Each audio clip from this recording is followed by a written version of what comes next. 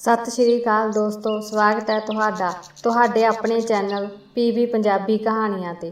ਅੱਜ ਤੁਹਾਡੇ ਲਈ ਲੈ ਕੇ ਆਏ ਹਾਂ ਇੱਕ ਨਵੀਂ ਪੰਜਾਬੀ ਕਹਾਣੀ। ਮੇਰੀ ਮਾਂ ਰੋਂਦੀ ਹੋਈ ਮੇਰੇ ਕੋਲ ਆਈ ਤੇ ਕਹਿਣ ਲੱਗੀ, ਤੁਹਾਨੂੰ ਅੱਜ ਰਾਤ ਨੂੰ ਮੇਰੇ ਕਮਰੇ ਵਿੱਚ ਸੌਣਾ ਪਵੇਗਾ। ਜੇ ਤੁਸੀਂ ਨਹੀਂ ਸੌਂਦੇ ਤਾਂ ਤੁਸੀਂ ਮੇਰਾ ਮਰਿਆ ਹੋਇਆ ਮੂੰਹ ਦੇਖੋਗੇ।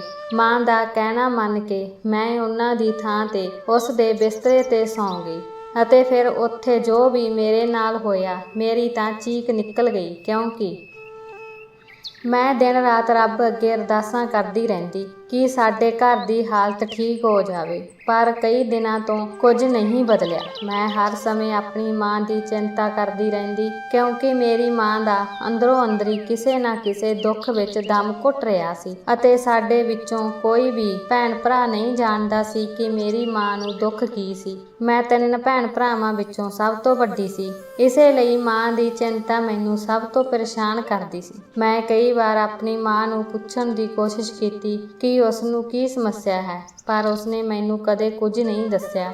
ਮੇਰੀ ਅਣਵਿਆਹੀ ਭੂਆ ਮੇਰੀ ਮਾਂ ਨੂੰ ਪਤਾ ਨਹੀਂ ਕਿੰਨੀਆਂ ਗੱਲਾਂ ਸੁਣਾਉਂਦੀ ਸੀ, ਪਰ ਮੇਰੀ ਮਾਂ ਨੇ ਕਦੇ ਵੀ ਪਾਪਾ ਨੂੰ ਉਸ ਬਾਰੇ ਸ਼ਿਕਾਇਤ ਨਹੀਂ ਕੀਤੀ। ਮੇਰੀ ਮਾਂ ਬਹੁਤ ਨਰਮ ਸੁਭਾਅ ਅਤੇ ਪਿਆਰ ਕਰਨ ਵਾਲੀ ਸੀ, ਹਰ ਕਿਸੇ ਦੀਆਂ ਗਲਤੀਆਂ ਤੇ ਪਰਦਾ ਪਾਉਂਦੀ ਹੈ ਅਤੇ ਸਾਰਿਆਂ ਨਾਲ ਪਿਆਰ ਨਾਲ ਪੇਸ਼ ਆਉਂਦੀ। ਪਰ ਪਤਾ ਨਹੀਂ ਉਹ ਕਿੰਨੀਆਂ ਮੁਸੀਬਤਾਂ ਵਿੱਚੋਂ ਗੁਜ਼ਰਦੀ ਕਿ ਹਰ ਸਵੇਰੇ ਉਹਨਾਂ ਦੇ ਚਿਹਰੇ ਤੇ ਦੁੱਖ ਝਲਕਦਾ। ਅੱਜ ਫਿਰ ਸਵੇਰੇ ਮਾਂ ਮੇਰੇ ਕਮਰੇ ਵਿੱਚ ਆਈ। ਉਹਨਾਂ ਦੀਆਂ ਸੁਸਤ ਅੱਖਾਂ ਦੱਸ ਰਹੀਆਂ ਸਨ ਕਿ ਉਹ ਸਾਰੀ ਰਾਤ ਨਹੀਂ ਸੋਈ। ਉਹਨਾਂ ਦੀ ਇਹ ਹਾਲਤ ਦੇਖ ਕੇ ਮੈਨੂੰ ਬਹੁਤ ਦੁੱਖ ਹੁੰਦਾ, ਪਰ ਇਹ ਇੱਕ ਦਿਨ ਦੀ ਗੱਲ ਨਹੀਂ ਸੀ। ਮੇਰੀ ਮਾਂ ਰੋਜ਼ ਸਵੇਰੇ ਥੱਕੀ ਹਾਰੀ ਮੈਨੂੰ ਜਗਾਉਣ ਆਉਂਦੀ। ਉਹਨਾਂ ਨੂੰ ਦੇਖ ਕੇ ਇੰਜ ਜਾਪਦਾ ਸੀ ਜਿਵੇਂ ਉਹ ਸਾਰੀ ਰਾਤ ਨਹੀਂ ਸੋਈ ਤੇ ਸਾਰੀ ਰਾਤ ਜਾਗ ਕੇ ਗੁਜ਼ਾਰੀ ਹੋਵੇ। ਪਰ ਸਵੇਰੇ ਜਾਗਣ ਤੇ ਪਾਪਾ ਦੇ ਚਿਹਰੇ ਤੇ ਇੱਕ ਪਿਆਰੀ ਮੁਸਕਰਾਹਟ ਹੁੰਦੀ। ਉਹ ਬਹੁਤ ਖੁਸ਼ ਨਜ਼ਰ ਆਉਂਦੇ। ਪਾਪਾ ਹਮੇਸ਼ਾ ਦੇਰ ਨਾਲ ਉੱਠਦੇ ਸਨ, ਪਰ ਮਾਂ ਨੂੰ ਹਮੇਸ਼ਾ ਸਵੇਰ ਜਲਦੀ ਉੱਠਦੇ ਹੀ ਦੇਖਿਆ ਸੀ। ਮੈਨੂੰ ਬਿਲਕੁਲ ਵੀ ਨਹੀਂ ਪਤਾ ਸੀ ਕਿ ਮੇਰੀ ਮਾਂ ਦੇ ਦੁੱਖਾਂ ਵਿੱਚ ਪਿੱਛੇ ਕੀ ਰਾਜ ਸੀ। ਮੈਂ ਇਸ ਰਾਜ ਦਾ ਪਤਾ ਲਗਾਉਣਾ ਚਾਹੁੰਦੀ ਸੀ, ਪਰ ਮੈਂ ਚਾਹੁੰਦੇ ਹੋਏ ਵੀ ਕੁਝ ਨਹੀਂ ਕਰ ਸਕਦੀ ਸੀ। ਮੇਰੀ ਮਾਂ ਨੇ ਹਰ ਰਾਤ ਜਾਗਦੇ ਰਹਿਣ ਲਈ ਕਿਉਂ ਮਜਬੂਰ ਕੀਤਾ ਜਾਂਦਾ ਸੀ? ਮੇਰੀ ਮਾਂ ਨੂੰ ਹਰ ਰਾਤ ਜਾਗਦੇ ਰਹਿਣ ਲਈ ਕਿਉਂ ਮਜਬੂਰ ਕੀਤਾ ਜਾਂਦਾ ਸੀ? ਮੈਂ ਇਸ ਗੱਲ ਤੋਂ ਬਿਲਕੁਲ ਅਣਜਾਣ ਸੀ। ਅੱਜ ਸਾਰੀ ਰਾਤ ਜਾਗਦੇ ਰਹਿਣ ਕਾਰਨ ਮਾਂ ਦੀਆਂ ਅੱਖਾਂ ਬਿਲਕੁਲ ਲਾਲ ਹੋ ਗਈਆਂ ਸਨ। ਮੈਂ ਉਹਨਾਂ ਦਾ ਦੁੱਖ ਨਹੀਂ ਦੇਖ ਸਕਦੀ ਸੀ, ਇਸ ਲਈ ਮੈਂ ਉਹਨਾਂ ਨੂੰ ਪੁੱਛਿਆ ਕਿ ਮਾਂ, ਮੈਨੂੰ ਦੱਸੋ ਕਿ ਆਖਰ ਤੁਹਾਡੀ ਸਮੱਸਿਆ ਕੀ ਹੈ? ਤੁਸੀਂ ਇੰਨੇ ਪਰੇਸ਼ਾਨ ਕਿਉਂ ਦਿਖਾਈ ਦੇ ਰਹੇ ਹੋ? ਪਾਪਾ ਨੇ ਤੁਹਾਨੂੰ ਕੁਝ ਕਿਹਾ ਹੈ? ਉਹ ਕਿਹੜੇ ਦੁੱਖ ਹਨ ਜੋ ਤੁਹਾਨੂੰ ਸਾਰੀ ਰਾਤ ਸੌਣ ਨਹੀਂ ਦਿੰਦੇ? ਮਾਂ ਨੇ ਮੁਸਕਰਾਉਂਦੇ ਹੋਏ ਮੇਰੇ ਵੱਲ ਦੇਖਿਆ ਤੇ ਕਹਿਣ ਲੱਗੀ, ਰੋਸ਼ਨੀ ਬੇਟਾ, ਅਜੇ ਤੇਰੀ ਉਮਰ ਹੀ ਕੀ ਹੈ ਕਿ ਮੈਂ ਤੈਨੂੰ ਇਹ ਸਭ ਦੱਸ ਸਕਾਂ।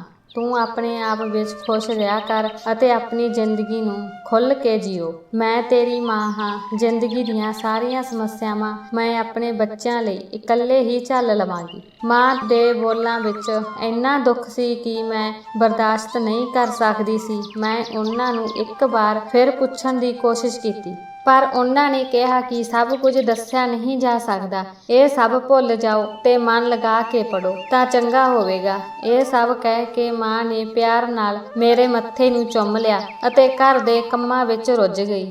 ਮੈਂ ਆਪਣੇ ਘਰ ਦੀ ਸਭ ਤੋਂ ਵੱਡੀ ਧੀ ਸੀ, ਇਸ ਲਈ ਮੇਰੇ ਮਾਂ-ਬਾਪ ਮੈਨੂੰ ਬਹੁਤ ਪਿਆਰ ਕਰਦੇ ਸਨ। ਮੇਰੀ ਛੋਟੀ ਵੱਡੀ ਖੁਸ਼ੀ ਦਾ ਖਿਆਲ ਰੱਖਦੇ ਸਨ, ਪਰ ਮੈਨੂੰ ਮੇਰੀ ਖੁਸ਼ੀ ਪਸੰਦ ਨਹੀਂ ਸੀ, ਕਿਉਂਕਿ ਜਦੋਂ ਮੈਂ ਆਪਣੀ ਮਾਂ ਨੂੰ ਇਸ ਤਰ੍ਹਾਂ ਦੁਖੀ ਹੁੰਦੇ ਦੇਖਦੀ ਤਾਂ ਤੁਸੀਂ ਸੋਚੋ ਕਿ ਮੈਂ ਖੁਸ਼ ਹੋ ਸਕਦੀ ਸੀ। ਜਦੋਂ ਮੈਂ ਆਪਣੀ ਮਾਂ ਦੇ ਦੁੱਖਾਂ ਨੂੰ ਘੱਟ ਨਹੀਂ ਕਰ ਸਕਦੀ ਸੀ, ਪਰ ਮੈਂ ਉਹਨਾਂ ਦੇ ਦੁੱਖਾਂ ਨੂੰ ਕਿਵੇਂ ਘਟਾਵਾਂ? ਮੈਨੂੰ ਇਹ ਵੀ ਨਹੀਂ ਪਤਾ ਸੀ ਕਿ ਉਹਨਾਂ ਨੂੰ ਕੀ ਪਰੇਸ਼ਾਨ ਕਰ ਰਿਹਾ ਸੀ। ਪਾਪਾ ਨਾਲ ਰਾਤ ਨੂੰ ਬਿਲਕੁਲ ਠੀਕ-ਠਾਕ ਕਮਰੇ ਵਿੱਚ ਸੌਣ ਲਈ ਜਾਂਦੀ, ਪਰ ਜਦੋਂ ਉਹ ਸਵੇਰੇ ਉੱਠਦੀ ਤਾਂ ਉਹਨਾਂ ਦਾ ਚਿਹਰਾ ਕੁਝ ਵੱਖਰੀ ਕਹਾਣੀ ਬਿਆਨ ਕਰ ਰਿਹਾ ਹੁੰਦਾ।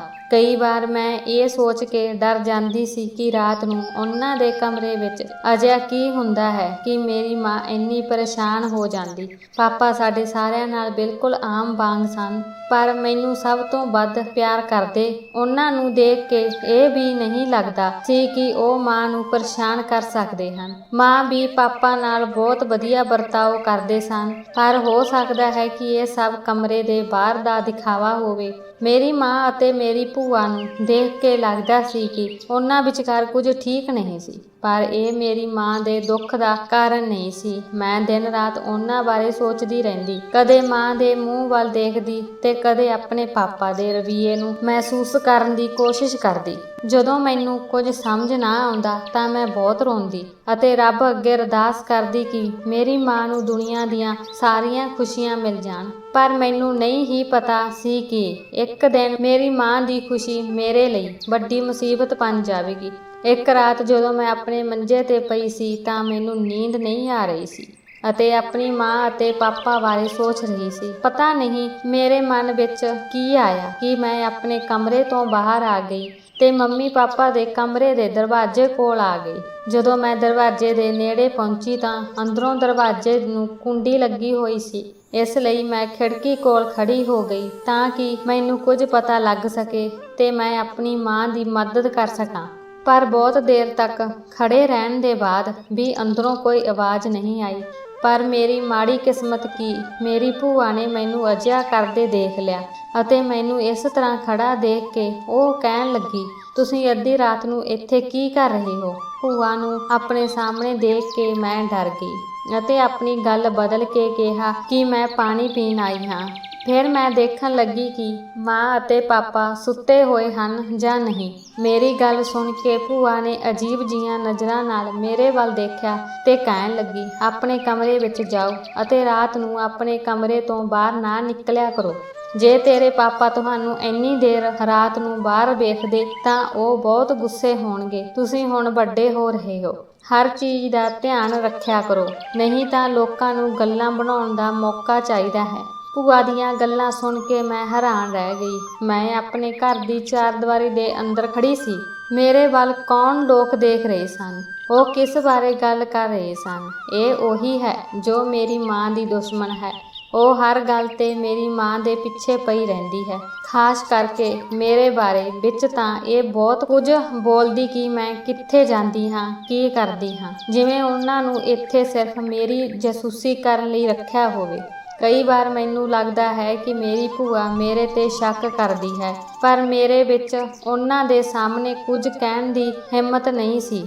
ਇਹ ਸਭ ਸੁਣ ਕੇ ਮੈਂ ਆਪਣੇ ਕਮਰੇ ਵਿੱਚ ਆ ਗਈ। ਮੈਂ ਦੇਖਿਆ ਕਿ ਮੇਰੇ ਛੋਟੇ ਭੈਣ ਭਰਾ ਸ਼ਾਂਤੀ ਨਾਲ ਸੌਂ ਰਹੇ ਸਨ, ਪਰ ਮੇਰੀਆਂ ਅੱਖਾਂ ਵਿੱਚੋਂ ਨੀਂਦ ਉੱਡ ਗਈ ਸੀ। ਮੈਂ ਆਪਣੀ ਮਾਂ ਬਾਰੇ ਸੋਚਦੀ ਰਹੀ। ਫਿਰ ਅਗਲੀ ਸਵੇਰ ਮੈਨੂੰ ਪਤਾ ਲੱਗਾ ਕਿ ਪਾਪਾ ਨੇ ਕਿਸੇ ਹੋਰ ਸ਼ਹਿਰ ਵਿੱਚ ਕਿਸੇ ਰਿਸ਼ਤੇਦਾਰ ਦੇ ਘਰ ਵਿਆਹ ਲਈ ਜਾਣਾ ਹੈ, ਪਰ ਮਾਂ ਨੇ ਸਾਡੇ ਕਾਰਨ ਜਾਣ ਤੋਂ ਇਨਕਾਰ ਕਰ ਦਿੱਤਾ। ਭੂਆ ਕੱਪੜੇ ਪਾ ਕੇ ਪਾਪਾ ਨਾਲ ਵਿਆਹ ਤੇ ਜਾਣ ਲਈ ਤਿਆਰ ਹੋ ਗਈ। ਮਾਂ ਦੀ ਇਸ ਹਰਕਤ ਨੇ ਮੈਨੂੰ ਬਹੁਤ ਗੁੱਸਾ ਆਇਆ। ਉਹ ਬੱਚਿਆਂ ਅਤੇ ਘਰ ਦੀਆਂ ਜ਼ਿੰਮੇਵਾਰੀਆਂ ਕਾਰਨ ਅਕਸਰ ਪਾਪਾ ਨਾਲ ਕਿਤੇ ਵੀ ਜਾਣ ਤੋਂ ਇਨਕਾਰ ਕਰ ਦਿੰਦੀ ਸੀ ਅਤੇ ਭੂਆ ਇਸ ਦਾ ਫਾਇਦਾ ਉਠਾਉਂਦੀ ਅਤੇ ਪਾਪਾ ਦੇ ਨਾਲ ਚਲੀ ਜਾਂਦੀ। ਪਤਾ ਨਹੀਂ ਕਿਉਂ 40 ਸਾਲ ਦੀ ਹੋ ਜਾਣ ਤੋਂ ਬਾਅਦ ਵੀ ਮੇਰੀ ਭੂਆ ਦਾ ਹਜੇ ਵਿਆਹ ਨਹੀਂ ਹੋਇਆ ਸੀ ਅਤੇ ਨਾ ਹੀ ਮੇਰੇ ਪਾਪਾ ਉਹਨਾਂ ਦੇ ਵਿਆਹ ਦੀ ਗੱਲ ਕਰਦੇ ਸੀ। ਜਦੋਂ ਮੈਂ ਆਪਣੀ ਭੂਆ ਨੂੰ ਆਪਣੇ ਪਿਤਾ ਨਾਲ ਜਾਂਦੇ ਦੇਖਿਆ ਤਾਂ ਮੈਨੂੰ ਬਹੁਤ ਗੁੱਸਾ ਆਇਆ। ਮੈਂ ਗੁੱਸੇ ਨਾਲ ਮਾਂ ਨੂੰ ਕਿਹਾ, ਜੇ ਤੁਸੀਂ ਪਾਪਾ ਦੇ ਨਾਲ ਚਲੇ ਜਾਂਦੇ ਤਾਂ ਕੀ ਬੁਰਾ ਸੀ, ਅਤੇ ਜਿੱਥੋਂ ਤੱਕ ਸਾਡੇ ਨਾਲ ਰਹਿਣ ਦਾ ਸਵਾਲ ਹੈ, ਭੂਆ ਸਾਡੇ ਨਾਲ ਹੀ ਰਹਿੰਦੀ ਹੈ। ਮਾਂ ਨੇ ਮੁਸਕਰਾਇਆ ਅਤੇ ਕਿਹਾ ਕਿ ਨਹੀਂ, ਮੈਂ ਤੁਹਾਨੂੰ ਕਿਸੇ ਹੋਰ ਦੇ ਹੱਥਾਂ ਵਿੱਚ ਨਹੀਂ ਛੱਡ ਸਕਦੀ। ਵੈਸੇ ਵੀ ਉਹ ਦੋਵੇਂ ਕੁਝ ਦਿਨਾਂ ਬਾਅਦ ਆਉਣਗੇ ਅਤੇ ਮੈਂ ਤੁਹਾਡੇ ਬਿਨਾਂ ਇੱਕ ਪਲ ਵੀ ਨਹੀਂ ਰਹਿ ਸਕਦੀ। ਇਹ ਕਹਿ ਕੇ ਮਾਂ ਨੇ ਮੈਨੂੰ ਪਿਆਰ ਨਾਲ ਜੱਫੀ ਪਾ ਲਈ। ਮੈਂ ਬਹੁਤ ਖੁਸ਼ਕਿਸਮਤ ਸੀ ਕਿ ਮੈਨੂੰ ਅਜੀ ਪਿਆਰੀ ਮਾਂ ਮਿਲੀ। ਜਦੋਂ ਤੋਂ ਮੈਨੂੰ ਹੋਸ਼ ਆਈ, ਮੇਰੀ ਮਾਂ ਮੈਨੂੰ ਸਾਰੇ ਬੱਚਿਆਂ ਨਾਲੋਂ ਵੱਧ ਪਿਆਰ ਕਰਦੀ ਸੀ ਅਤੇ ਜਦੋਂ ਵੀ ਮੇਰੀ ਮਾਂ ਮੇਰੇ ਨਾਲ ਲਾਡ ਕਰਦੀ ਤਾਂ ਮੇਰੀ ਭੂਆ ਸਾਡੇ ਦੋਵਾਂ ਵੱਲ ਬਹੁਤ ਅਜੀਬ ਨਜ਼ਰਾਂ ਨਾਲ ਵੇਖਦੀ, ਜਿਵੇਂ ਉਹਨਾਂ ਨੂੰ ਇਹ ਗੱਲ ਬਰਦਾਸ਼ਤ ਨਹੀਂ ਹੋ ਰਹੀ ਹੋਵੇ। ਜਿਵੇਂ ਹੀ ਪਾਪਾ ਅਤੇ ਭੂਆ ਚਲੇ ਗਏ, ਅਗਲੇ ਦਿਨ ਗੁਆਂਢਣ ਬਬੀਤਾ ਆਂਟੀ ਸਾਡੇ ਘਰ ਆ ਗਈ। ਮੰਮੀ ਜੀ ਦੀ ਉਸ ਨਾਲ ਚੰਗੀ ਦੋਸਤੀ ਸੀ, ਪਰ ਮੇਰੀ ਭੂਆ ਹੋਣ ਕਰਕੇ ਬਬੀਤਾ ਆਂਟੀ ਸਾਡੇ ਘਰ ਪੈਰ ਵੀ ਨਹੀਂ ਪਾਉਂਦੀ ਸੀ, ਕਿਉਂਕਿ ਉਸ ਨੂੰ ਦੇਖਦੇ ਹੀ ਉਹ ਲੜਨ ਲੱਗ ਜਾਂਦੀ। ਪਤਾ ਨਹੀਂ ਮੇਰੀ ਭੂਆ ਦੀ ਬਬੀਤਾ ਆਂਟੀ ਨਾਲ ਕੀ ਦੁਸ਼ਮਣੀ ਸੀ। ਬਬੀਤਾ ਆਂਟੀ ਦੇ ਆਉਂਦਿਆਂ ਹੀ ਮਾਂ ਨੇ ਮੈਨੂੰ ਚਾਹ ਬਣਾਉਣ ਲਈ ਕਿਹਾ ਤੇ ਆਪ ਉਸ ਕੋਲ ਬੈਠ ਗਈ। ਜਦੋਂ ਮੈਂ ਉਹਨਾਂ ਕੋਲ ਗਈ ਤਾਂ ਮਾਂ ਦੀਆਂ ਅੱਖਾਂ ਵਿੱਚੋਂ ਹੰਝੂ ਵਹਿ ਰਹੇ ਸਨ ਅਤੇ ਬਬੀਤਾ ਆਂਟੀ ਮਾਂ ਨੂੰ ਦਿਲਾਸਾ ਦੇ ਰਹੀ ਸੀ। ਮੈਂ ਆਪਣੀ ਮਾਂ ਨੂੰ ਇਸ ਤਰ੍ਹਾਂ ਰੋਂਦੇ ਦੇਖ ਕੇ ਘਬਰਾ ਗਈ। ਪਰ ਮੈਂ ਦੋਹਾਂ ਵਿਚਕਾਰ ਬੋਲਣਾ ਠੀਕ ਨਹੀਂ ਸਮਝਿਆ। ਇਸ ਲਈ ਮੈਂ ਚੁੱਪਚਾਪ ਉੱਥੋਂ ਚਲੀ ਗਈ। ਮਾਂ ਬਬੀਤਾ ਆਂਟੀ ਨਾਲ ਗੱਲਾਂ ਕਰਕੇ ਆਪਣੇ ਦਿਲ ਦਾ ਬੋਝ ਹਲਕਾ ਕਰ ਰਹੀ ਸੀ। ਆਂਟੀ ਜੀ ਨੂੰ ਦੇਖ ਕੇ ਮੈਨੂੰ ਬਹੁਤ ਖੁਸ਼ੀ ਹੋਈ ਕਿ ਚਲੋ ਬੱਚਿਆਂ ਨੂੰ ਨਹੀਂ ਤਾਂ ਆਪਣੇ ਦੋਸਤ ਨਾਲ ਆਪਣੇ ਮਨ ਦੀ ਗੱਲ ਕਹਿ ਕੇ ਆਪਣੇ ਮਨ ਦਾ ਬੋਝ ਹਲਕਾ ਕਰ ਲਵੇ। ਬਬੀਤਾ ਆਂਟੀ ਦੇ ਚਲੇ ਜਾਣ ਤੋਂ ਬਾਅਦ ਮਾਂ ਦੇ ਚਿਹਰੇ ਤੇ ਸਕੂਨ ਝਲਕ ਰਿਹਾ ਸੀ। ਉਹ ਬਹੁਤ ਖੁਸ਼ ਅਤੇ ਤਾਜ਼ੀ ਲੱਗ ਰਹੀ ਸੀ। ਉਹਨਾਂ ਨੇ ਆਪਣੇ ਦੋਸਤ ਨਾਲ ਗੱਲ ਕਰਨ ਤੋਂ ਬਾਅਦ ਰਾਹਤ ਮਹਿਸੂਸ ਕੀਤੀ। ਮੈਂ ਸੋਚਿਆ ਕਿ ਮੈਂ ਆਂਟੀ ਨੂੰ ਸਾਡੇ ਘਰ ਆਉਂਦੇ ਰਹਿਣ ਲਈ ਕਹਾਂਗੀ। ਮੈਂ ਉਹ ਦਿਨ ਬਹੁਤ ਖੁਸ਼ੀ ਨਾਲ ਬਤੀਤ ਕੀਤਾ। ਭੂਆ ਅਤੇ ਪਾਪਾ ਨੂੰ ਗਿਆ ਅਜੇ ਦੂਜਾ ਦਿਨ ਹੀ ਹੋਇਆ ਸੀ ਜਦੋਂ ਮੇਰੇ ਸਾਰੇ ਭੈਣ ਭਰਾ ਰਾਤ ਨੂੰ ਸੁੱਤੇ ਪਏ ਸਨ। ਮੇਰੀ ਮਾਂ ਮੇਰੇ ਕੋਲ ਆਈ ਅਤੇ ਮੇਰਾ ਹੱਥ ਫੜ ਕੇ ਰੋਣ ਲੱਗੀ। ਉਹਨਾਂ ਨੂੰ ਇਸ ਤਰ੍ਹਾਂ ਰੋਂਦੇ ਦੇਖ ਕੇ ਮੈਂ ਘਬਰਾ ਗਈ। ਕੱਲ ਉਹ ਆਂਟੀ ਨੂੰ ਮਿਲ ਕੇ ਬਹੁਤ ਖੁਸ਼ ਸੀ, ਪਰ ਹੁਣ ਕੀ ਹੋਇਆ? ਮੈਂ ਘਬਰਾ ਕੇ ਮਾਂ ਨੂੰ ਪੁੱਛਿਆ, ਸਭ ਠੀਕ ਹੈ? ਹੁਣ ਤੁਸੀਂ ਕਿਉਂ ਰੋ ਰਹੇ ਹੋ? ਮਾਂ ਮੇਰਾ ਹੱਥ ਫੜ ਕੇ ਬਰਾਂਡੇ ਵਿੱਚ ਲੈ ਆਈ ਤੇ ਕਹਿਣ ਲੱਗੀ, ਮੈਨੂੰ ਪਤਾ ਹੈ ਕਿ ਤੁਸੀਂ ਮੈਨੂੰ ਬਹੁਤ ਪਿਆਰ ਕਰਦੇ ਹੋ। ਤੁਸੀਂ ਅੱਜ ਮੇਰੇ ਨਾਲ ਵਾਅਦਾ ਕਰੋ ਕਿ ਜੋ ਮੈਂ ਤੁਹਾਨੂੰ ਅੱਜ ਕਹਾਂਗੀ ਤੁਸੀਂ ਜ਼ਰੂਰ ਕਰੋਗੇ। ਮੈਨੂੰ ਮਾਂ ਦੀਆਂ ਗੱਲਾਂ ਬਹੁਤ ਅਜੀਬ ਲੱਗੀਆਂ ਕਿ ਆਖਰ ਮਾਂ ਨੇ ਅੱਧੀ ਰਾਤ ਨੂੰ ਮੇਰੇ ਤੋਂ ਕਿਹੜਾ ਕੰਮ ਕਰਵਾਉਣਾ ਹੈ ਜਿਸ ਲਈ ਉਹ ਮੇਰੇ ਤੋਂ ਵਾਅਦਾ ਕਰਵਾ ਰਹੀ ਹੈ। ਮਾਂ ਦੇ ਹੰਝੂਆਂ ਨੂੰ ਪੂੰਝ ਕੇ ਮੈਂ ਕਿਹਾ ਕਿ ਅੱਜ ਤੱਕ ਮੈਂ ਤੁਹਾਨੂੰ ਕਿਹੜਾ ਕੰਮ ਕਰਨ ਤੋਂ ਇਨਕਾਰ ਕੀਤਾ ਹੈ ਕਿ ਅੱਜ ਤੁਸੀਂ ਇਸ ਤਰ੍ਹਾਂ ਦੇ ਵਾਅਦੇ ਕਰਵਾ ਰਹੇ ਹੋ। ਮਾਂ ਨੇ ਕਿਹਾ, ਬੇਟਾ ਕੰਮ ਕੁਝ ਅਜਿਹਾ ਹੈ ਤਾਂ ਹੀ ਮੈਂ ਤੈਨੂੰ ਇਹ ਸਭ ਕਰਨ ਲਈ ਕਹਿ ਰਹੀ ਹਾਂ।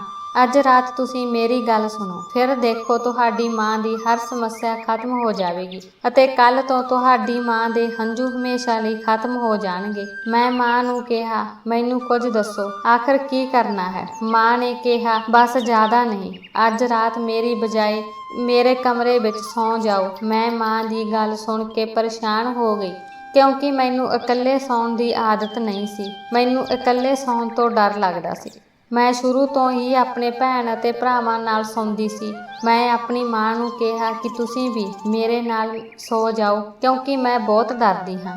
ਪਰ ਮਾਂ ਨੇ ਨਾਂਹ ਵਿੱਚ ਸਿਰ ਹਿਲਾ ਕੇ ਕਿਹਾ ਕਿ ਦੇਖੋ ਰੋਸ਼ਨੀ, ਤੁਸੀਂ ਮੇਰੇ ਨਾਲ ਵਾਅਦਾ ਕੀਤਾ ਹੈ ਕਿ ਤੁਸੀਂ ਮੇਰੀ ਗੱਲ ਤੋਂ ਇਨਕਾਰ ਨਹੀਂ ਕਰੋਗੇ। ਇੱਕ ਰਾਤ ਲਈ ਵੀ ਆਪਣੀ ਮਾਂ ਦਾ ਕਹਿਣਾ ਨਹੀਂ ਮੰਨ ਸਕਦੇ।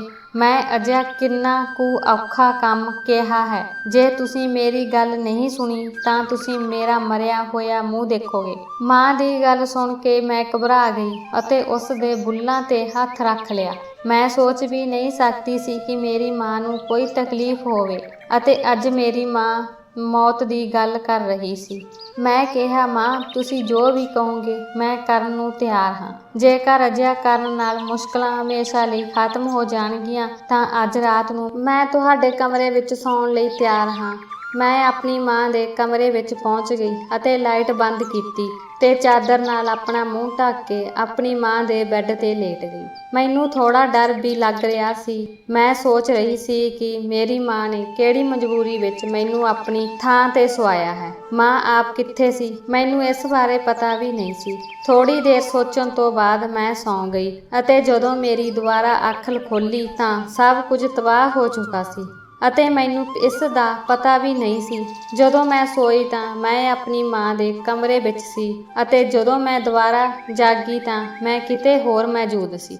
ਇਹ ਇੱਕ ਛੋਟਾ ਜਿਹਾ ਕਮਰਾ ਸੀ ਜਿੱਥੇ ਸੂਰਜ ਦੀ ਰੋਸ਼ਨੀ ਆ ਰਹੀ ਸੀ ਅਤੇ ਇਹ ਜਗ੍ਹਾ ਮੇਰੇ ਲਈ ਪੂਰੀ ਤਰ੍ਹਾਂ ਅਣਜਾਣ ਸੀ। ਕੁਝ ਸਮੇਂ ਲਈ ਮੈਨੂੰ ਸਮਝ ਨਹੀਂ ਆਈ ਕਿ ਮੈਂ ਕਿੱਥੇ ਹਾਂ ਅਤੇ ਜਦੋਂ ਮੈਂ ਪੂਰੀ ਤਰ੍ਹਾਂ ਹੋਸ਼ ਵਿੱਚ ਆਈ ਤਾਂ ਮੈਂ ਡਰ ਗਈ ਕਿਉਂਕਿ ਮੈਨੂੰ ਨਹੀਂ ਪਤਾ ਸੀ ਕਿ ਮੈਂ ਕਿੱਥੇ ਸੀ। ਮੇਰੇ ਆਲੇ ਦੁਆਲੇ ਕੋਈ ਨਹੀਂ ਸੀ ਅਤੇ ਇਸ ਛੋਟੇ ਜਿਹੇ ਕਮਰੇ ਦਾ ਦਰਵਾਜ਼ਾ ਬਾਹਰੋਂ ਬੰਦ ਸੀ। ਜਿਵੇਂ ਹੀ ਮੈਂ ਉੱਠੀ ਮੈਂ ਇਸ ਦਰਵਾਜ਼ੇ ਨੂੰ ਧੱਕਾ ਮਾਰਨ ਲੱਗੀ। ਮੈਂ ਦਰਵਾਜ਼ੇ ਨੂੰ ਧੱਕਾ ਮਾਰਦੀ ਅਤੇ ਚੀਕਾਂ ਮਾਰਦੀ ਥੱਕ ਗਈ ਸੀ, ਪਰ ਕਿਸੇ ਨੇ ਮੇਰੀ ਗੱਲ ਨਹੀਂ ਸੁਣੀ।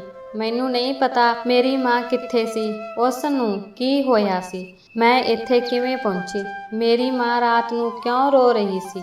ਮੈਨੂੰ ਕੁਝ ਸਮਝ ਨਹੀਂ ਆ ਰਿਹਾ ਸੀ। ਚੀਕਾਂ ਮਾਰਦਿਆਂ ਮੇਰਾ ਗਲਾ ਸੁੱਕ ਗਿਆ ਤੇ ਮੈਂ ਦਰਵਾਜ਼ੇ ਕੋਲ ਹੀ ਬੈਠ ਗਈ। ਮੈਂ ਕਿਸ ਮੁਸੀਬਤ ਵਿੱਚ ਫਸ ਗਈ ਸੀ ਅਤੇ ਇੱਥੋਂ ਕਿਵੇਂ ਨਿਕਲ ਸਕਦੀ ਸੀ, ਮੈਨੂੰ ਕੁਝ ਸਮਝ ਨਹੀਂ ਆ ਰਹੀ ਸੀ। ਮੈਨੂੰ ਬਬੀਤਾ ਆਂਟੀ ਦੀਆਂ ਗੱਲਾਂ ਯਾਦ ਆ ਗਈਆਂ। ਜਾਣ ਤੋਂ ਪਹਿਲਾਂ ਉਹ ਮੇਰੀ ਮਾਂ ਨੂੰ ਦੱਸ ਰਹੀ ਸੀ ਕਿ ਅੱਜ ਕੱਲ੍ਹ ਚੋਰ ਘਰਾਂ ਵਿੱਚ ਵੜ ਰਹੇ ਹਨ ਅਤੇ ਇੱਕ ਥਾਂ ਸੁਣਨ ਵਿੱਚ ਆਇਆ ਹੈ ਕਿ ਚੋਰ ਕਿਸੇ ਦੀ ਧੀ ਨੂੰ ਘਰ ਦੇ ਸਮਾਨ ਸਮੇਤ ਚੋਰੀ ਕਰਕੇ ਲੈ ਗਏ। ਇਹ ਸੋਚ ਕੇ ਮੇਰੀ ਰੂਹ ਕੰਬ ਗਈ ਕਿ ਸਾਡੇ ਘਰ ਵੀ ਕਿਤੇ ਚੋਰ। ਮੈਂ ਇਸ ਤੋਂ ਅੱਗੇ ਸੋਚਣਾ ਨਹੀਂ ਚਾਹੁੰਦੀ ਸੀ। ਮੈਂ 16 ਸਾਲ ਦੀ ਸੀ ਅਤੇ ਮੈਂ ਚੰਗੀ ਤਰ੍ਹਾਂ ਜਾਣਦੀ ਸੀ ਇਹਨਾਂ ਸਾਰੀਆਂ ਗੱਲਾਂ ਦਾ ਕੀ ਅਰਥ ਹੈ। ਕਾਫੀ ਦੇਰ ਤੱਕ ਮੈਂ ਇਸੇ ਤਰ੍ਹਾਂ ਰੋਂਦੀ ਰਹੀ ਅਤੇ ਜਦੋਂ ਮੈਨੂੰ ਕੁਝ ਸਮਝ ਨਾ ਆਇਆ ਤਾਂ ਮੈਂ ਰੋਂਦੀ ਰੋਂਦੀ ਰੱਬ ਅੱਗੇ ਅਰਦਾਸ ਕਰਨ ਲੱਗ ਪਈ ਕਿ ਕਿਸੇ ਤਰ੍ਹਾਂ ਮੈਨੂੰ ਇੱਥੋਂ ਕੱਢ ਦਿਓ। ਮੈਂ ਘਰ ਜਾਣਾ ਚਾਹੁੰਦੀ ਹਾਂ ਅਤੇ ਮੈਂ ਇਹ ਸੋਚ ਕੇ ਘਬਰਾ ਰਹੀ ਸੀ ਕਿ ਮੇਰੀ ਮਾਂ ਮੇਰੇ ਲਈ ਕਿੰਨੀ ਚਿੰਤਤ ਹੋਵੇਗੀ। ਮੇਰੇ ਪਿਤਾ ਜੀ ਪਹਿਲਾਂ ਹੀ ਘਰ ਵਿੱਚ ਮੌਜੂਦ ਨਹੀਂ ਸਨ। ਪਹਿਲਾਂ ਮੇਰੀ ਮਾਂ ਦੀ ਜ਼ਿੰਦਗੀ ਵਿੱਚ ਦੁੱਖਾਂ ਦੀ ਕੋਈ ਕਮੀ ਨਹੀਂ ਸੀ ਅਤੇ ਅੱਜ ਮੇਰਾ ਗਾਇਬ ਹੋਣਾ ਉਹਨਾਂ ਨੂੰ ਮਾਰ ਦੇਵੇਗਾ। ਪਾਪਾ ਜੀ ਮੈਨੂੰ ਬਹੁਤ ਪਿਆਰ ਕਰਦੇ ਸਨ। ਜੇ ਉਹਨਾਂ ਨੂੰ ਪਤਾ ਲੱਗਾ ਕਿ ਮੈਂ ਗਾਇਬ ਹੋ ਗਈ ਹਾਂ ਤਾਂ ਉਹ ਮੇਰੀ ਮਾਂ ਨੂੰ ਹੀ ਕਸੂਰਵਾਰ ਸਮਝਣਗੇ। ਮੈਨੂੰ ਆਪਣੇ ਨਾਲੋਂ ਵੱਧ ਆਪਣੀ ਮਾਂ ਦੀ ਚਿੰਤਾ ਸੀ। ਸਮਾਂ ਬੀਤਦਾ ਜਾ ਰਿਹਾ ਸੀ। ਹੈਰਾਨੀ ਦੀ ਗੱਲ ਇਹ ਸੀ ਕਿ ਹੁਣ ਤੱਕ ਇਸ ਕਮਰੇ ਵਿੱਚ ਕੋਈ ਨਹੀਂ ਆਇਆ ਸੀ। ਪਤਾ ਨਹੀਂ ਕਿਸਨੇ ਮੈਨੂੰ ਅਗਵਾ ਕਰ ਲਿਆ ਸੀ ਅਤੇ ਹਰ ਇੱਕ ਪਲ ਮੇਰੇ ਤੇ ਕਹਿਰ ਢਾ ਰਿਹਾ ਸੀ। ਹੁਣ ਰਾਤ ਹੋ ਚੁੱਕੀ ਸੀ। ਮੈਂ ਭੁੱਖੀ ਪਿਆਸੀ ਇਸ ਕਮਰੇ ਵਿੱਚ ਕੈਦ ਸੀ। ਮੈਂ ਬੇਚੈਨ ਸੀ ਅਤੇ ਆਪਣੇ ਪਰਿਵਾਰ ਵਾਲਿਆਂ ਨੂੰ ਯਾਦ ਕਰਕੇ ਬਹੁਤ ਰੋ ਰਹੀ ਸੀ। ਮੈਨੂੰ ਲੱਗ ਰਿਹਾ ਸੀ ਕਿ ਮੈਂ ਇੱਥੇ ਭੁੱਖੀ ਪਿਆਸੀ ਹੀ ਮਰ ਜਾਵਾਂਗੀ। ਇਹ ਸਭ ਸੋਚਦਿਆਂ ਮੈਨੂੰ ਪਤਾ ਹੀ ਨਾ ਲੱਗਾ ਕਿ ਕਦੋਂ ਮੇਰੀ ਅੱਖ ਲੱਗ ਗਈ ਅਤੇ ਜਦੋਂ ਮੇਰੀ ਅੱਖ ਖੁੱਲ੍ਹੀ ਤਾਂ ਮੈਂ ਆਪਣੇ ਕਮਰੇ ਵਿੱਚ ਆਪਣੇ ਬਿਸਤਰੇ 'ਤੇ ਹੀ ਸੀ। ਜਦੋਂ ਮੈਂ ਘਬਰਾ ਕੇ ਉੱਠੀ ਤਾਂ ਦੇਖਿਆ ਕਿ ਮੇਰੇ ਸਾਹਮਣੇ ਮੇਰੇ ਪਿਤਾ ਜੀ ਖੜੇ ਸਨ ਜੋ ਬਹੁਤ ਚਿੰਤਤ ਨਜ਼ਰ ਆ ਰਹੇ ਸਨ। ਮੈਨੂੰ ਹੋਸ਼ ਆਉਂਦਾ ਦੇਖ ਉਹ ਮੈਨੂੰ ਜੱਫੀ ਪਾ ਕੇ ਰੋਣ ਲੱਗ ਪਏ। ਮੈਂ ਝੱਟ ਮਾਂ ਬਾਰੇ ਪੁੱਛਿਆ। ਮਾਂ ਦਾ ਨਾਂ ਸੁਣ ਕੇ ਪਿਤਾ ਚੁੱਪ ਹੋ ਗਏ। ਉੱਥੇ ਮੇਰੀ ਭੂਆ ਵੀ ਮੌਜੂਦ ਸੀ। ਉਹ ਮੇਰਾ ਹਾਲ ਚਾਲ ਪੁੱਛ ਰਹੀ ਸੀ ਪਰ ਮੈਂ ਉਸ ਨਾਲ ਗੱਲ ਨਹੀਂ ਕਰਨਾ ਚਾਹੁੰਦੀ ਸੀ। ਮੇਰੀਆਂ ਅੱਖਾਂ ਮਾਂ ਨੂੰ ਲੱਭ ਰਹੀਆਂ ਸਨ। ਮੈਂ ਸੋਚ ਰਹੀ ਸੀ ਕਿ ਪਤਾ ਨਹੀਂ ਉਹ ਕਿਸੇ ਹਾਲਤ ਵਿੱਚ ਅਤੇ ਕਿੱਥੇ ਹੋਵੇਗੀ। ਮੈਂ ਬਾਰ-ਬਾਰ ਪਿਤਾ ਜੀ ਨੂੰ ਮਾਂ ਬਾਰੇ ਪੁੱਛ ਰਹੀ ਸੀ ਪਰ ਪਿਤਾ ਜੀ ਕੋਈ ਜਵਾਬ ਨਹੀਂ ਦੇ ਰਹੇ ਸਨ। ਮੈਂ ਬਹੁਤ ਡਰ ਗਈ ਅਤੇ ਰੋਣ ਲੱਗੀ।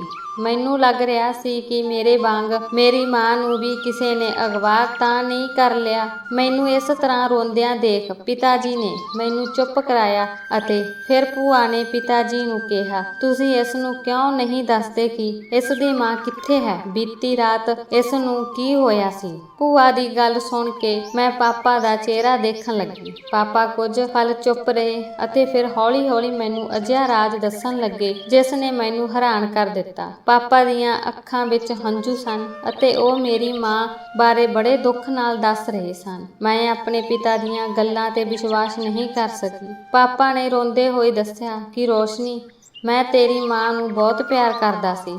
ਉਸ ਨੂੰ ਕਦੇ ਕਿਸੇ ਚੀਜ਼ ਦੀ ਕਮੀ ਨਹੀਂ ਆਉਣ ਦਿੱਤੀ। ਮੈਂ ਉਸ ਨੂੰ ਸਿਰ ਤੇ ਬਿਠਾ ਕੇ ਰੱਖਿਆ ਪਰ ਉਹ ਤੁਹਾਨੂੰ ਨਫ਼ਰਤ ਕਰਦੀ ਸੀ ਅਤੇ ਇਸ ਕਾਰਨ ਉਸ ਨੇ ਆਪਣਾ ਪਰਿਵਾਰ ਬਰਬਾਦ ਕਰ ਦਿੱਤਾ। ਜਦੋਂ ਤੇਰੀ ਉਮਰ ਸਿਰਫ 2 ਸਾਲ ਦੀ ਸੀ ਉਸ ਸਮੇਂ ਤੇਰੀ ਅਸਲੀ ਮਾਂ ਤੈਨੂੰ ਛੱਡ ਕੇ ਇਸ ਦੁਨੀਆ ਤੋਂ ਚਲੀ ਗਈ ਤੇ ਮੈਂ ਤੇ ਤੇਰੀ ਭੂਆ ਤੇਰੀ ਦੇਖਭਾਲ ਕਰਨ ਲੱਗੇ। ਤੇਰੀ ਭੂਆ ਇਸ ਘਰ ਨੂੰ ਸੰਭਾਲਣ ਵਿੱਚ ਇੰਨੀ ਰੁੱਝ ਗਈ ਸੀ ਕਿ ਉਹ ਬੁੱਢੀ ਹੋ ਰਹੀ ਸੀ। ਮੈਂ ਉਸ ਦੇ ਵਿਆਹ ਦੀ ਗੱਲ ਕੀਤੀ ਤਾਂ ਉਸ ਨੇ ਵਿਆਹ ਕਰਨ ਤੋਂ ਇਨਕਾਰ ਕਰ ਦਿੱਤਾ। ਉਹਨਾਂ ਨੇ ਜ਼ਬਰਦਸਤੀ ਮੇਰਾ ਵਿਆਹ ਆਪਣੀ ਦੋਸਤ ਨਾਲ ਕਰਵਾ ਦਿੱਤਾ ਜੋ ਵਿਧਵਾ ਸੀ ਅਤੇ ਉਸ ਦਾ ਇੱਕ ਛੋਟਾ ਬੱਚਾ ਸੀ। ਮੈਂ ਅਤੇ ਤੁਹਾਡੀ ਭੂਆ ਨੇ ਤੁਹਾਨੂੰ ਕਦੇ ਨਹੀਂ ਦੱਸਿਆ ਕਿ ਉਹ ਤੁਹਾਡੀ ਸਗੀ ਮਾਂ ਨਹੀਂ ਸਗੋਂ ਮਤਰੇਈ ਮਾਂ ਹੈ। ਕੁਝ ਦਿਨਾਂ ਬਾਅਦ ਆਪਣੇ ਘਰ ਇੱਕ ਹੋਰ ਭਰਾ ਨੇ ਜਨਮ ਲਿਆ। ਮੈਂ ਤੁਹਾਡੇ ਅਤੇ ਤੁਹਾਡੇ ਭੈਣ ਭਰਾਵਾਂ ਵਿੱਚ ਕਦੇ ਕੋਈ ਫਰਕ ਨਹੀਂ ਕੀਤਾ ਪਰ ਤੁਹਾਡੀ ਮਾਂ ਸੋਚਦੀ ਸੀ ਕਿ ਮੈਂ ਤੁਹਾਨੂੰ ਜ਼ਿਆਦਾ ਪਿਆਰ ਕਰਦਾ ਹਾਂ ਅਤੇ ਦੂਜੇ ਬੱਚਿਆਂ ਵੱਲ ਬਹੁਤਾ ਧਿਆਨ ਨਹੀਂ ਦਿੰਦਾ, ਜਦਕਿ ਅਜਿਹਾ ਕੁਝ ਵੀ ਨਹੀਂ ਸੀ। ਮੈਂ ਸਾਰੇ ਬੱਚਿਆਂ ਨੂੰ ਪਿਆਰ ਕਰਦਾ ਸੀ। ਗੁਜ਼ਰਦੇ ਸਮੇਂ ਨਾਲ ਤੇਰੀ ਮਾਂ ਦੀ ਇੱਛਾ ਵੱਧਦੀ ਜਾ ਰਹੀ ਸੀ। ਉਹ ਹਰ ਰਾਤ ਮੇਰੇ ਨਾਲ ਝਗੜਾ ਕਰਦੀ ਕਿ ਮੈਂ ਉਸ ਨਾਲ ਤੇ ਦੂਜੇ ਬੱਚਿਆਂ ਨਾਲ ਓਨਾ ਪਿਆਰ ਨਹੀਂ ਕਰਦਾ ਜਿੰਨਾ ਮੈਂ ਤੇਰੇ ਨਾਲ ਕਰਦਾ ਸੀ। ਪਰ ਮੈਂ ਚੁੱਪ ਹੀ ਰਹਿ ਜਾਂਦਾ ਤੇ ਇਸ ਗੱਲ ਨੂੰ ਜ਼ਿਆਦਾ ਵਧਾਉਂਦਾ ਨਹੀਂ ਸੀ। ਤੁਹਾਡੀ ਮਾਂ ਤੁਹਾਨੂੰ ਪਿਆਰ ਕਰਦੀ ਸੀ, ਪਰ ਇਹ ਸਭ ਦਿਖਾਵੇ ਦਾ ਪਿਆਰ ਸੀ। ਪਰ ਮੈਨੂੰ ਬਿਲਕੁਲ ਨਹੀਂ ਸੀ ਪਤਾ ਕਿ ਉਹ ਨਫ਼ਰਤ ਦੀ ਅੱਗ ਵਿੱਚ ਇੰਨੀ ਅੰਨੀ ਹੋ ਜਾਵੇਗੀ ਕਿ ਮੇਰੀ ਗੈਰ ਹਾਜ਼ਰੀ ਦਾ ਫਾਇਦਾ ਉਠਾ ਕੇ ਤੁਹਾਨੂੰ ਅਗਵਾ ਕਰ ਦੇਵੇਗੀ। ਜਦੋਂ ਮੈਂ ਤੇਰੀ ਭੂਆ ਵਿਆਹ ਤੇ ਗਏ ਤਾਂ ਬਾਅਦ ਵਿੱਚ ਬਬੀਤਾ ਆਈ। ਉਸ ਨੇ ਤੇਰੀ ਮਾਂ ਨੂੰ ਸਲਾਹ ਦਿੱਤੀ ਕਿ ਉਹ ਅਜਿਹਾ ਗੁੰਡਿਆਂ ਬਾਰੇ ਜਾਣਦੀ ਹੈ ਜੋ ਪੈਸੇ ਲੈ ਕੇ ਤੁਹਾਨੂੰ ਅਗਵਾ ਕਰਕੇ ਕਿਤੇ ਭੇਜ ਦੇਣਗੇ। ਤੇਰੀ ਉਸ ਮਤਰੇਈ ਮਾਂ ਨੇ ਜਾਣ ਬੁੱਝ ਕੇ ਤੈਨੂੰ ਆਪਣੀ ਥਾਂ ਤੇ ਸੌਣ ਨੂੰ ਕਿਹਾ ਤਾਂ ਜੋ ਤੂੰ ਕਮਰੇ ਵਿੱਚ ਇਕੱਲੇ ਹੋਵੇ ਤੇ ਤੈਨੂੰ ਆਸਾਨੀ ਨਾਲ ਅਗਵਾ ਕੀਤਾ ਜਾ ਸਕੇ।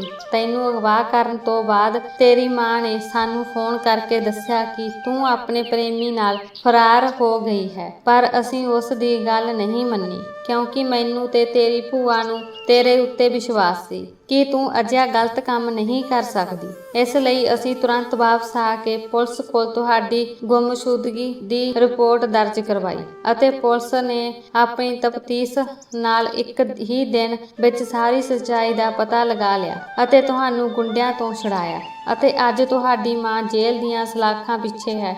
ਉਸ ਨੇ ਨਫ਼ਰਤ ਦੀ ਅੱਗ ਵਿੱਚ ਆ ਕੇ ਆਪਣੀ ਅਤੇ ਸਾਡੀ ਸਾਰਿਆਂ ਦੀ ਜ਼ਿੰਦਗੀ ਬਰਬਾਦ ਕਰ ਦਿੱਤੀ। ਪਾਪਾ ਨੇ ਰੋਂਦੇ ਹੋਏ ਕਿਹਾ, ਪਰਮਾਤਮਾ ਦਾ ਸ਼ੁਕਰ ਹੈ ਕਿ ਅਗਵਾ ਕਰਨ ਵਾਲਿਆਂ ਨੇ ਤੁਹਾਡੀ ਇੱਜ਼ਤ ਨੂੰ ਦਾਗ ਨਹੀਂ ਲਗਾਇਆ ਅਤੇ ਤੁਹਾਡੇ ਨਾਲ ਕੁਝ ਵੀ ਮਾੜਾ ਵਾਪਰਨ ਤੋਂ ਪਹਿਲਾਂ ਤੁਸੀਂ ਸਾਡੇ ਕੋਲ ਵਾਪਸ ਆ ਗਏ। ਨਹੀਂ ਤਾਂ ਮੈਂ ਆਪਣੇ ਆਪ ਨੂੰ ਕਦੇ ਮਾਫ਼ ਨਹੀਂ ਕਰ ਸਕਦਾ ਸੀ। ਪਿਤਾ ਜੀ ਦੀ ਗੱਲ ਸੁਣ ਕੇ ਮੈਨੂੰ ਯਕੀਨ ਹੀ ਨਹੀਂ ਆ ਰਿਹਾ ਸੀ ਕਿ ਸਿੱਧੀ ਜਿਹੀ ਦੇਖਣ ਵਾਲੀ ਮੇਰੀ ਮਾਂ ਮੈਨੂੰ ਕਿੰਨੀ ਨਫ਼ਰਤ ਕਰਦੀ ਸੀ। ਕੁਝ ਦਿਨਾਂ ਬਾਅਦ ਮੇਰੇ 2 ਛੋਟੇ ਭਰਾਵਾਂ ਕਾਰਨ ਮੇਰੇ ਪਿਤਾ ਨੇ ਮੇਰੀ ਮਾਂ ਨੂੰ ਜੇਲ੍ਹ ਤੋਂ ਛੁਡਵਾ ਦਿੱਤਾ। ਪਰ ਪਿਤਾ ਜੀ ਨੇ ਉਸ ਨੂੰ ਸਾਡੇ ਨਾਲ ਜਿਸ ਘਰ ਵਿੱਚ ਰਹਿਣ ਦੀ ਇਜਾਜ਼ਤ ਨਹੀਂ ਦਿੱਤੀ, ਸਗੋਂ ਉਸ ਨੂੰ ਕਿਰਾਏ ਦਾ ਮਕਾਨ ਦੇ ਦਿੱਤਾ ਜਿੱਥੇ ਉਹ ਰਹਿੰਦੀ ਹੈ। ਆਪਣੀ ਨਫ਼ਰਤ ਦੇ ਕਾਰਨ ਮੇਰੀ ਮਾਂ ਨੇ ਆਪਣੀ ਅਤੇ ਆਪਣੇ ਦੋਨਾਂ ਬੱਚਿਆਂ ਦੀ ਜ਼ਿੰਦਗੀ ਬਰਬਾਦ ਕਰ ਦਿੱਤੀ ਅਤੇ ਮੈਂ ਇਹ ਸੋਚ ਕੇ ਘਬਰਾ ਜਾਂਦੀ ਹਾਂ ਕਿ ਨਹੀਂ, ਅਜਿਹਾ ਨਹੀਂ ਹੋ ਸਕਦਾ। ਇਹ ਸਭ ਝੂਠ ਹੈ ਅਤੇ ਕਈ ਵਾਰ ਮੈਨੂੰ ਲੱਗਦਾ ਹੈ ਕਿ ਮੈਂ ਬਹੁਤ ਮੂਰਖ ਹਾਂ। ਇਸ ਕਰਕੇ ਮੈਂ ਇੰਨੇ ਵੱਡੇ ਧੋਖੇ ਦੀ ਸ਼ਿਕਾਰ ਹੋਈ। ਦੋਸਤੋ, ਜੇਕਰ ਤੁਹਾਨੂੰ ਸਾਡੀ ਵੀਡੀਓ ਚੰਗੀ ਲੱਗੀ ਤਾਂ ਸਾਡੀ ਵੀਡੀਓ ਨੂੰ ਲਾਈਕ ਕਰਨਾ, ਚੈਨਲ ਨੂੰ ਸਬਸਕ੍ਰਾਈਬ ਕਰਨਾ ਤੇ ਆਪਣੇ ਦੋਸਤਾਂ ਨਾਲ ਸ਼ੇਅਰ ਕਰਨਾ। ਧੰਨਵਾਦ।